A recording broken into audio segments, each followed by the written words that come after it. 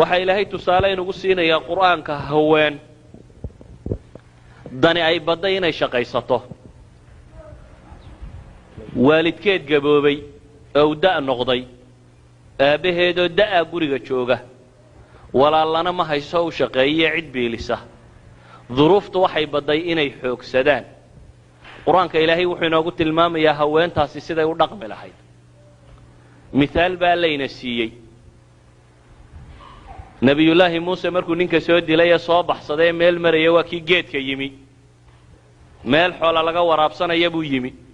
dabeetana wuxuu u yimi ولما ورد ماء مدين وجد عليه أمة من الناس يسقون ووجد من دونهم امرأتين تذودان قال ما خطبكما قالتا لا نسقي حتى يسدر الرعاء وأبونا شيخ كبير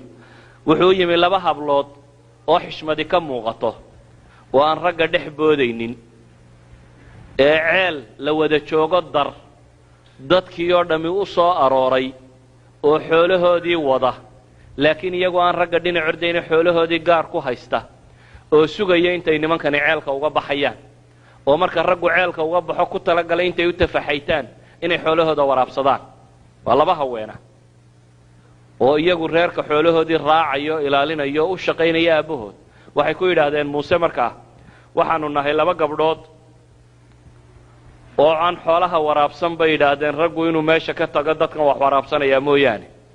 aabahayana bay yidhaahdeen waa oday gaboobo dan baana baday inaanu sida tan yeelo muuse markaasi wuxuu yidhi anaa idin waraabinaya soo horta xoolaa marka muuse nin xooggan buu hayo xoolihii buu hablihii u waraabiyey dabeetana xoolahoodii markii loo waraabiyey bay kaxaysteen waxay ahaayeen hablo caqli badan oo ilaahayna baraya inay ku tala galeen inay mishankan shaqadan ay hayaan si kale ay u oofiyaan inay heli karaan faraasadoodii iyo aragtidoodii waxay gaadhsiisay muuse inuu yahay nin karti badan oo reer lagu aamini karo aabahood waxay u soo bandhigeen aragtida markaa nin ay guursadaan oo reerkana haya in la heli karo may ka xishoonin inay masaladaas soo bandhigaan aabaheed intay u tagtay bay waxay ku tidhi yaa abad qaalat ixdaahuma yaa abat istaajirhu ina khayra man istaajarta alqawiyu lamiin bay tidhi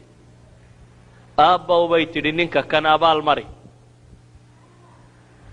cid la abaal mariyana waxa u roon nin xoog badan oo ammaano badan muuse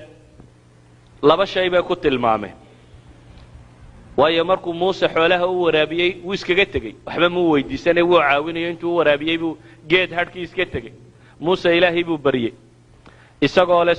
alle subxaanahu wa tacaala leh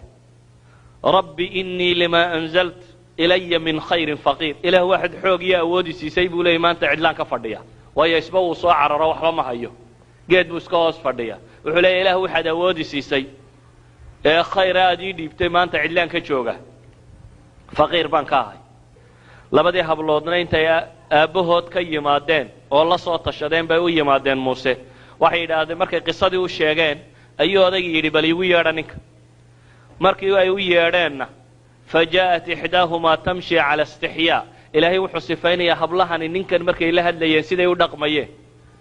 iyadoo nalamnoo ordaysa may soo geline waxay u yimaadeen baa ilaahay leeyahy iyadoo si xishmadi ku jirta ay u soconayso xishood iyo astaan waayeelnimo iyadoo ay ka muuqato waxaanay ku tidhi aabbahay baa kuu yeedhaya oo raba inuu kaa abaal mariyo wixii aad noo shaqaysay ee xoolaha waraabisay inantu markay lahayd aabbaheed ninkan abaal mari kumay odhan abaal mari xoolo uu inoo waraabiyo oo shaqadiisiisii ee waxaad moodaa inay mustaqbalka dan kale ka damacsanto oo ah ninka kan sifaadkiisay sharxaysaa waxay leedahay shaqana wuu qaban karaa ammaano iyana wuu leeyahy yacni raganimona waa leeyahay diin iyo ammaanona wuu leeyahy waa labada kriteer waa labada sife ee qof kasta shaqo uu ku qaban karo inuu qofku shaqada tan aqoon iyo awood cilmiyeed ama jismi u leeyahay inuu qaban karo iyo inuu leeyahay ammaano aanu tuug ahayn labadaas sifo qofka haddii laga helo waa waxa qof kastoo shaqaalaha lagu shaqo geliyo idan aayaadkan waxaa laynoogu tilmaamayaa hablo ay duruuftu baday inay reerkoodii u shaqeeyaan oo dabad u shaqo tagaan oo guriga ka baxaan laakiin wuxuu ilaahayna barayaa inaanay ragga iska dhex ordaynaynay si gaara u shaqaynayeen oo wax gaara ay qabanayeen